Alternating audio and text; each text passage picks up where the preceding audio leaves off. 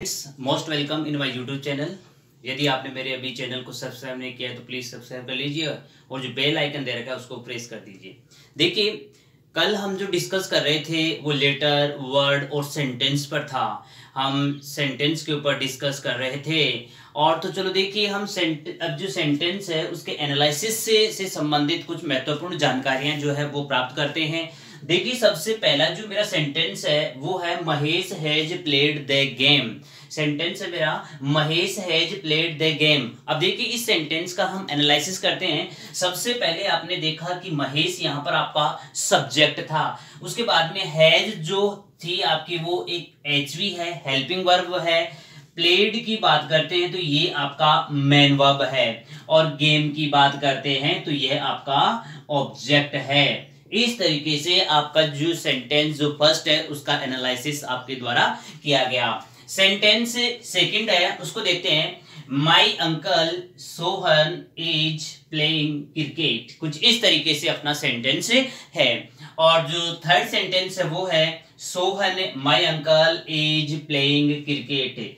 देखिए, दोनों ही सेंटेंस कुछ एक जैसे मुझे दिखाई दे रहे हैं, लेकिन एक में माई अंकल पहले है और दूसरे में जो है सोहन पहले है। तो आखिर हम इन दोनों सेंटेंस में से एनालिसिस करते हैं कि वास्तव में सेंटेंस सही कौन सा है, और यदि सेंटेंस में प्रत्येक एक वर्ड यदि वो सही है तो प्रत्येक एक वर्ड क्या एनालिसिस बनेगा इसका। तो चलो देखिए, यहां आपने माई अंकल और सोहन, अभी थोड़े समय के लिए मैं इसको एक तरफ रख देता हूं। आगे गए तो हमने देखा यहां एचवी था और आगे आपके यहां एमवी और ये आपका था ऑब्जेक्ट।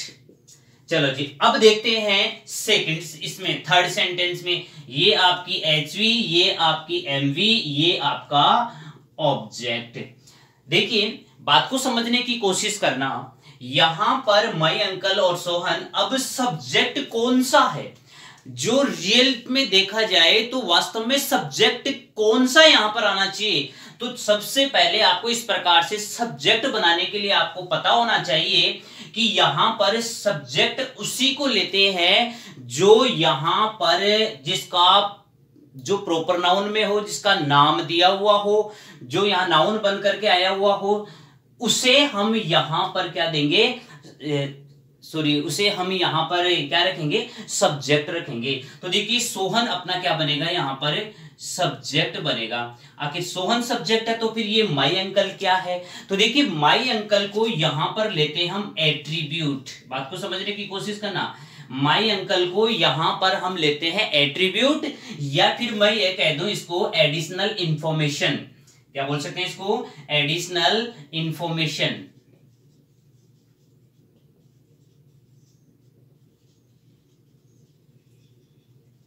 ये इस तरीके से आप इस वर्ड का एनालिसिस करोगे।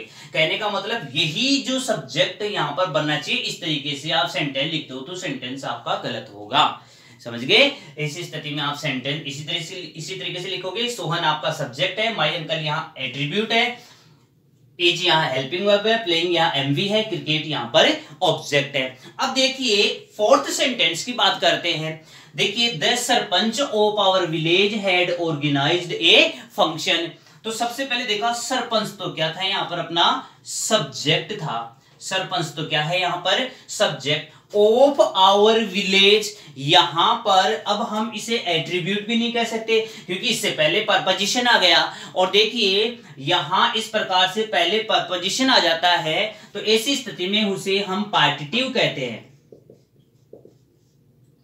या फिर एडजेंक्ट कहते हैं। या तो हम इसे पार्टिटिव कहेंगे या फिर क्या कहेंगे, इसे एडजेंक्ट कहेंगे। ये आपकी एचवी आ जाएगी, ये आपकी यहां पर एमवी रहेगी, ये आपका यहां पर ऑब्जेक्ट रहेगा। बात को समझने की कोशिश करना। यहां पर अब देखिए, आपके सामने एक क्वेश्चन बन रहा है, वो कुछ इस तरीके से है कि एट्रीब्यूट और जो पार्टिटिव है इन दोनों में अंतर क्या रहेगा। एक आपके पार्टिटिव है, एक आपका एट्रीब्यूट है। तो देखिए, समझने की कोशिश करना, दोनों की में किस तरीके से मतलब जो है डिफरेंट रहेगा। ये सब्जेक्ट, उसके बाद में आपका आता है एट्रीब्यूट। उसके बाद में रहेगी आपकी HV, उसके बाद में रहेगी आपकी MV, उसके बाद में रहेगा आपका ऑब्जेक्ट। ठीक है, दूसरे सेंटेंस की बात करते हैं। सब्जेक्ट प्लस प्रीपोजिशन प्लस इसके आगे आने वाला जो भी वर्ड है वो, उसके बाद में HV, उसके बाद में आपके यहां पर MV, उसके बाद में यहां पर ऑब्जेक्ट। तो चलो देखिए, यहां पर सब्जेक्ट के बाद में प्रीपोजिशन और उसके बाद में यदि अन्यथा कोई वर्ड आता है तो इस स्थिति में यहां से लेकर यहां इस टोटल वर्ड को हम पार्टिटिव कहेंगे। क्या कहेंगे? पार्टिटिव या एडजंक्ट कहेंगे। आई बात समझे? ये आपका यहां पर एट्रीब्यूट। अब दोनों में डिफरेंट की बात करें, क्या अंतर होगा दोनों में? तो देखिए, अंतर प्रीपोजिशन का अंतर रहेगा। जो अंतर रहेगा वो आपके इस प्रपोजिशन का रहेगा। इसके अतिरिक्त इन दोनों में किसी भी प्रकार का कोई अंतर नहीं पाया जाता है। इस प्रकार से अपन जो है वो एक नॉर्मल जो सेंटेंस है उसका एनालिसिस करते हैं। देखिए, उसके बाद में हम आगे के सेंटेंस की तरफ चलते हैं। मेरा आगे का जो सेंटेंस है वो कुछ इस तरीके से है। Sita is a doctor. इस तरीके से अपना यह आया। देखिए, इसकी बात करते हैं तो ये तो अपने आप में क्या है? आपका सब्जेक्ट है। ये आपका HVMV के समान काम कर ही रहा है। ठीक है, और यहां पर देखिए ए डॉक्टर। अब ये ए डॉक्टर क्या है? सबसे इंपॉर्टेंट देखिए, सीता ही क्या है? डॉक्टर है। तो देखिए, इससे हम यहां पर इस प्रकार से जो कोई भी वर्ड बनते हैं उसको बोलते हैं अपन सब्जेक्ट कॉम्प्लीमेंट। Subject complement. बात को समझने की कोशिश करना। यहां पर देखिए, ये वर्ड सब्जेक्ट को कंप्लीट करने का काम कर रहा है कि नहीं? देखिए, यहां पर जो सब्जेक्ट है वही यह है।